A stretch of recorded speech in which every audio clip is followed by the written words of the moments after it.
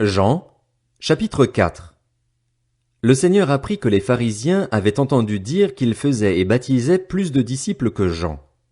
À vrai dire, Jésus ne baptisait pas lui-même, mais c'étaient ses disciples qui le faisaient. Alors il quitta la Judée et retourna en Galilée. Comme il devait traverser la Samarie, il arriva dans une ville de Samarie appelée Sichar, près du champ que Jacob avait donné à son fils Joseph. Là se trouvait le puits de Jacob. Jésus, fatigué du voyage, était assis au bord du puits. C'était environ midi. Une femme de Samarie vint puiser de l'eau. Jésus lui dit, « Donne-moi à boire. » En effet, ses disciples étaient allés à la ville pour acheter de quoi manger.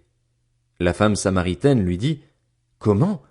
Toi qui es juif, tu me demandes à boire, à moi qui suis une femme samaritaine? » Les Juifs, en effet, n'ont pas de relation avec les Samaritains. Jésus lui répondit, « Si tu savais quel est le cadeau de Dieu et qui est celui qui te dit, « Donne-moi à boire », tu lui aurais toi-même demandé à boire et il t'aurait donné de l'eau vive. »« Seigneur, » lui dit la femme, « tu n'as rien pour puiser et le puits est profond. D'où aurais-tu donc cette eau vive? Es-tu, toi, plus grand que notre ancêtre Jacob qui nous a donné ce puits et qui a bu de son eau, lui-même, ses fils et ses troupeaux? » Jésus lui répondit, « Toute personne qui boit de cette eau-ci aura encore soif. En revanche, celui qui boira de l'eau que je lui donnerai n'aura plus jamais soif. Et l'eau que je lui donnerai deviendra en lui une source d'eau qui jaillira jusque dans la vie éternelle. » La femme lui dit, « Seigneur, donne-moi cette eau afin que je n'aie plus soif et que je n'aie plus à venir puiser ici. »« Va appeler ton mari, lui dit Jésus, et reviens ici. » La femme répondit, « Je n'ai pas de mari. » Jésus lui dit, « Tu as bien fait de dire, « Je n'ai pas de mari », car tu as eu 5 maris et l'homme que tu as maintenant n'est pas ton mari. En cela tu as dit la vérité. »« Seigneur, lui dit la femme, je vois que tu es un prophète.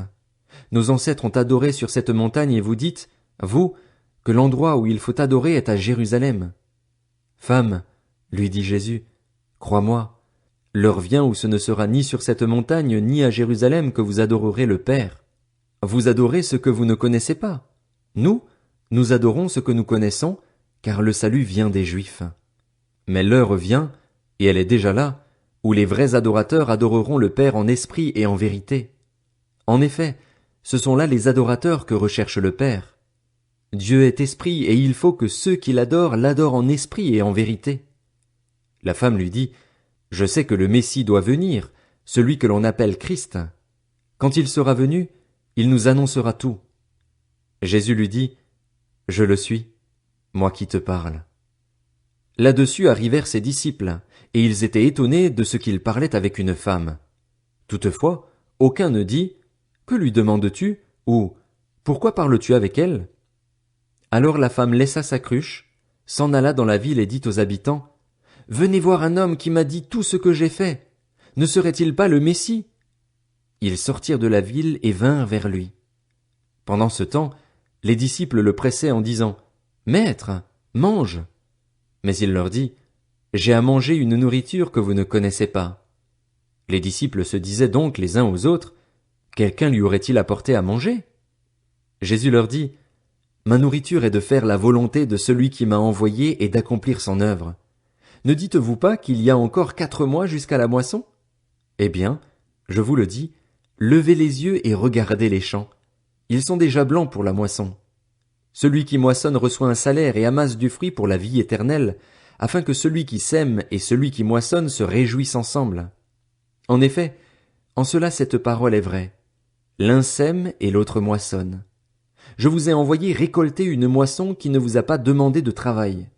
D'autres ont travaillé et vous êtes entrés dans leur travail. » Beaucoup de Samaritains de cette ville crurent en Jésus à cause des paroles de la femme qui rendait ce témoignage. « Il m'a dit tout ce que j'ai fait. » Ainsi donc, quand ils vinrent le trouver, les Samaritains le prièrent de rester avec eux. Il resta là 2 jours. Un bien plus grand nombre crurent à cause des paroles de Jésus, et ils disaient à la femme, « Ce n'est plus seulement à cause de ce que tu as dit que nous croyons, car nous l'avons entendu nous-mêmes et nous savons qu'il est vraiment le Messie, le Sauveur du monde. » Après ces 2 jours, Jésus partit de là pour se rendre en Galilée, car il avait déclaré lui-même qu'un prophète n'est pas honoré dans sa propre patrie. Lorsqu'il arriva en Galilée, il fut bien accueilli par les Galiléens qui avaient vu tout ce qu'il avait fait à Jérusalem pendant la fête. En effet, eux aussi étaient allés à la fête.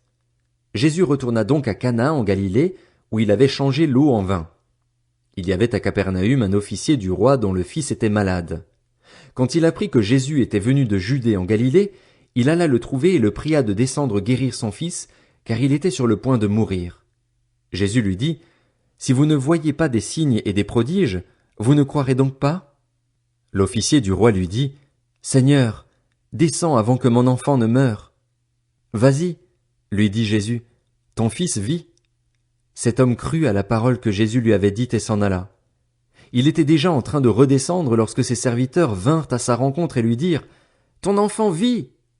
Il leur demanda à quelle heure il était allé mieux et ils lui dirent, « C'est hier, à 1 heure de l'après-midi, que la fièvre l'a quitté. » Le père reconnut que c'était à cette heure-là que Jésus lui avait dit, « Ton fils vit. » Alors il crut, lui et toute sa famille.